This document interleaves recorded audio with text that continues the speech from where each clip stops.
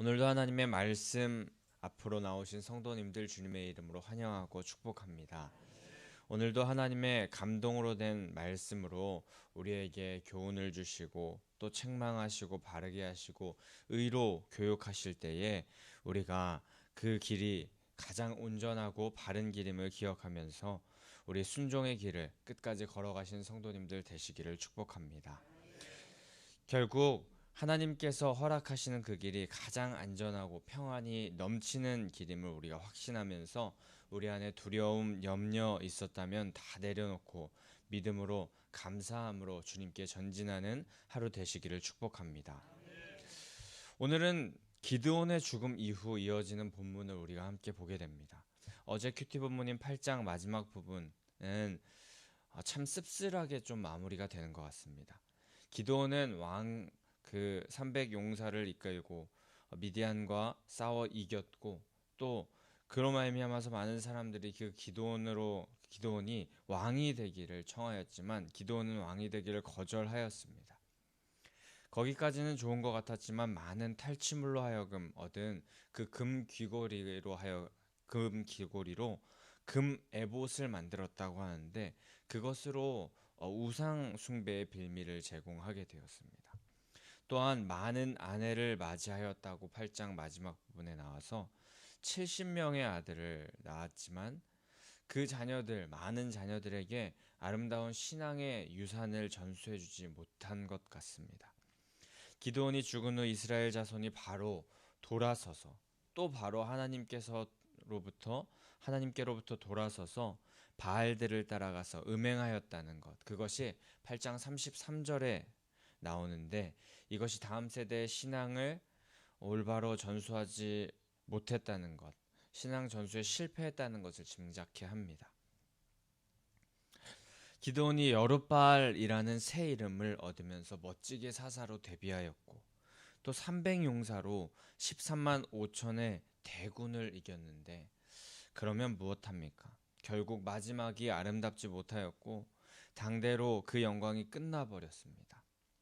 오히려 안타까움으로 기억되게 되는 것 같습니다. 그렇게 우리는 이 모습을 보면서 아름다운 마무리 하기를 사모해야 할 줄 믿습니다. 우린 그런 아름다운 마무리를 했던 그 한 사람을 성경에서 잘 알고 있습니다. 바로 다윗이라는 인물입니다. 다윗은 죽기 전 아들 솔로몬에게 유언을 남깁니다. 정치는 이런 것이다. 사람들의 말을 듣지 않을 때는 이런 처세술을 써라. 내가 명장수이기도 했는데 전쟁의 필승 전략은 이런 것이다. 와 같은 이야기를 해준 것이 아니라 하나님의 명령을 지켜라. 라고 그렇게 유언했습니다. 열왕기상 2장 3절의 말씀입니다. 내 하나님 여호와의 명령을 지켜 그 길로 행하여 그 법률과 계명과 율례와 증거를 모세의 율법에 기록된 대로 지켜라. 그리하면 내가 무엇을 하든지 어디로 가든지 형통할지라. 아멘. 이렇게 마지막에 다윗은 솔로몬 아들에게 말하면서 신앙을 전수합니다. 그리고 그렇게 말했던 다윗은 하나님 마음에 합한 자, 하나님 마음에 꼭 맞는 자라고 그렇게 평가되었습니다. 기드온과 다윗 중에 어떤 이의 마지막이 더 아름답습니까? 우리 모두 부디 다음 세대의 지식과 명예, 물질이나 세상의 것을 남겨주기보다 여호와를 경외하는 믿음을 남겨주는 마지막을 맞이하는 성도님들 되시기를 소망합니다. 그것이 진정 하나님께서 원하시는 마지막일 것이며 또한 다음 세대에 가장 좋은 것을 남겨주는 일인 줄 믿습니다. 다윗과 같이 아름다운 마무리를 하실 수 있는 성도님들 되시기를 간절히 축복합니다. 그렇게 기드온의 마지막 이후 오늘 본문이 이어지게 됩니다. 기드온이 세겜에서 첩을 얻고 아들을 낳았다는 것이 8장 31절 말씀에 등장하게 되는데 그렇게 기드온의 아들, 그렇게 첩으로 얻은 세겜에서 첩으로 얻은 아들 아비멜렉이 전면으로 등장하게 되는 본문이 오늘 본문입니다. 서자 아비멜렉은 권력을 얻기 위하여서 형제들, 동족들과의 피비린내 나는 그런 사륙을 감행함으로 비극적인 역사를 써내려갑니다. 오늘 본문은 아비멜렉이 왕이 되려는 자신의 욕심을 이루기 위하여서 그 단계를 밟아 나가는 모습을 우리가 봅니다. 그런데 오늘 이 아비멜렉의 모습을 통해 혹시 우리도 나도 이런 아비멜렉과 같은 사람이 아닌지 점검해 봐야 할 것입니다. 하나님께서 주인 되신다는 그 사실을 거부하고 내가 왕 노릇하고 주인 노릇하기 위하여서 수단 방법을 가리지 않는 모습들이 우리 가운데 있다면 그런 것 다 내려놓고 나의 왕은 오직 하나님이십니다. 나의 주인은 오직 주님이십니다. 인정하면서 그분을 따라가는 오늘 이 새벽의 시간 되시기를 간절히 축복합니다. 오늘 본문 1절과 2절에서 아비멜렉은 그의 어머니 형제들과 외조부의 집 온 가족들에게 가서 말했다고 기록됩니다. 자신의 아버지 여룻바알의 70명의 아들이 함께 너희를 다스리는 것이 나으냐 아니면 나 하나가 왕이 되어서 너희를 다스리는 것이 나으냐라고 그렇게 묻습니다. 아비멜렉이 이렇게 묻는 이유는 상식적으로 70명이 한 나라를 다스리게 된다면 70명이 왕이 된다면 그것이 매우 혼란하고 70명이 또 각기 다른 명령을 그 백성들에게 내리게 된다면 그것을 다 지키기가 얼마나 어렵겠습니까? 그렇기 때문에 70명이 다스리는 것이 나으냐 아니면 자기 하나가 잘 다스리는 것이 나으냐라고 그렇게 묻는 것이었습니다. 근데 이 말은 기드온의 아들들 70명이 왕이 된다는 적도 없었었고 또 자신의 의도대로 그저 되기를 바라면서 있지도 않는 이야기를 함으로 유도 질문을 하는 것이었습니다. 그리고 그 후에 자신과 세겜 사람들이 혈연 관계임을 기억하라고 그렇게 또 말하는데 이는 자신의 생각대로 모든 일들이 이끌어져 가려는 그것을 유도해 내려는 그런 아주 세상으로 볼 때 지식적으로 볼 때 아주 지혜로운 듯한 모습이었습니다. 지금 아비멜렉은 대중을 아주 자유자재로 선동하는 능력을 보여줍니다. 지도자로서 또 정치적인 부분, 리더십의 부분에서 굉장한 능력을 가지고 있는 것 같다고 말할 수 있겠지만 아비멜렉은 아주 큰 것을 놓치고 있습니다.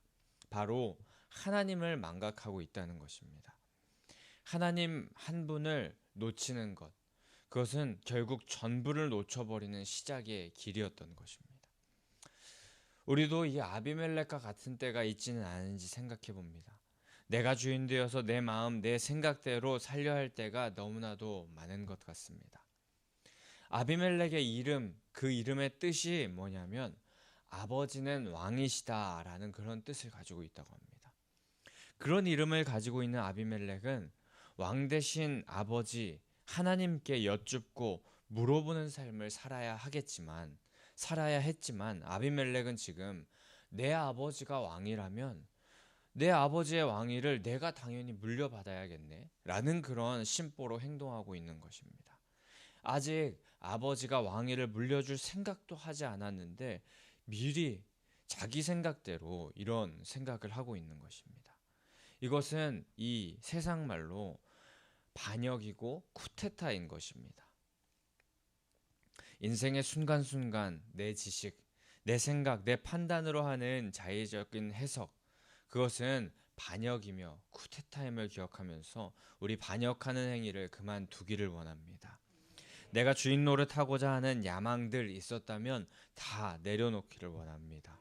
우리 인생의 보좌에 하나님이 왕이라는 그 고백을 한다면 우리는 분명 우리의 왕 되신 하나님께 묻고 또 그 말씀을 듣고 그 말씀을 들었다면 순종하는 인생을 살아가는 것이 지당한 일인 줄 믿습니다.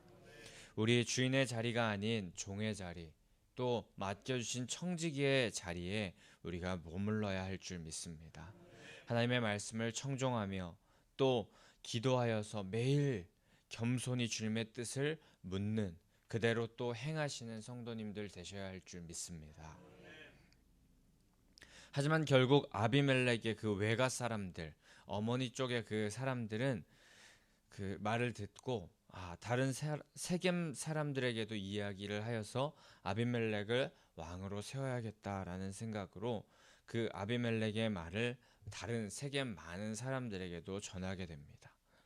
겉보기에는 아주 현명한 그런 말이 아비멜렉의 말이었는데 70명을 왕으로 삼는 것보다 한 명이 왕이 되어서 다스리는 게 좋겠다는 그런 말은 아주 세상적으로 볼 때 지혜로운 말이었던 것 같아서 아비멜렉의 말에 그 세겜 사람들도 모두 동의하게 됩니다. 그래서 그를 왕으로 세우고 그를 섬기겠다는 의지를 비췄습니다. 결국에 하나님의 뜻은 묻지도 않은 채 자신이 왕 노릇하고 또 인간적인 생각, 혈연, 지연을 교묘히 악용하여서 아비멜렉은 세겜 사람들과 함께 무시무시한 일을 꾸미는 일을 시작하게 되는 것입니다. 그 무시무시한 일이 뭐냐면 바로 세겜 사람들이 바알브리 신전이라는 그 우상 숭배하는 신전에서 정치 자금으로 얻게 하였던 은 70개로 사람을 고용하였고 그것으로 오브라에 있는 기드온의 아들 70명을 살육하는 무시무시한 계획이었습니다. 아비멜렉은 지금 오늘 말씀 딱 6절에서 보면 알 수 있듯이 목적을 달성하기 위하여서 그 과정은 어떻든 상관없는 사람이었습니다. 우상의 단에서 가지고 온 그 은 70으로 자신의 목적을 달성하기 위해서 그 우상 숭배를 하였던 그 돈을 사용하였고 또 그 돈을 살인 청부하는 일에 사용하였습니다. 또 그 살인 청부를 하여서 자신의 혈육, 정확히 70명 중에 요담, 막내 아들 요담을 제외한 69명을 죽이는 그 일에 사용하는 그 엄청난 일을 저질렀던 것입니다. 우린 이와 같이 수단과 방법을 가리지 않고 살아가는 사람이 되어서는 안 될 것입니다. 하나님의 정의와 공의를 깨뜨리면서까지 그 수단 방법을 가리지 않으면서 내 목적을 이루기 위해 살아가는 일을 해서는 안 될 것입니다. 만약 이렇게 목적을 달성하고 이렇게 내 생각 내 판단대로 그 목적을 정하여서 그대로 살아가면서 수단 방법을 가리지 않고 그렇게 목적을 달성한다고 한들 그것으로 말미암아서 내 삶에 세상적인 번영이 찾아온다 한들 그것들은 결국 심판의 근거가 될 뿐일 것입니다. 그러기에 우리는 느리고 더딜지라도 정도를 바른 길을 걷는 자 되어야 할 줄 믿습니다. 그러기 위해서 우리는 항상 모든 결정을 하기 전에 이런 질문을 하는 습관을 가지면 좋을 것 같습니다. 예수님이라면 어떻게 하셨을까? 이런 질문을 하고 또 예수님께 기도하며 예수님의 성품을 우리가 생각해 보며 말씀 가운데 예수님께서는 어떻게 행하셨을까? 여쭈면서 조금 시간이 걸릴지라도 그렇게 하나님 앞에서 하나님의 뜻을 구하는, 기도하는, 그리고 난 후에 주님의 뜻대로 결정하고 말씀대로 선택하시는 성도님들 되시기를 축복합니다. 그리고 결국에 하나님께서 원하시는 그 선택이 세상의 눈으로 볼 때는 내게 너무 손해를 주는 것 같고 내게 불이익이 되는 것 같아도 하나님의 뜻이라면 그 과정을 믿음으로 밟아 나가시는 성도님들 되셔야 할 줄 믿습니다.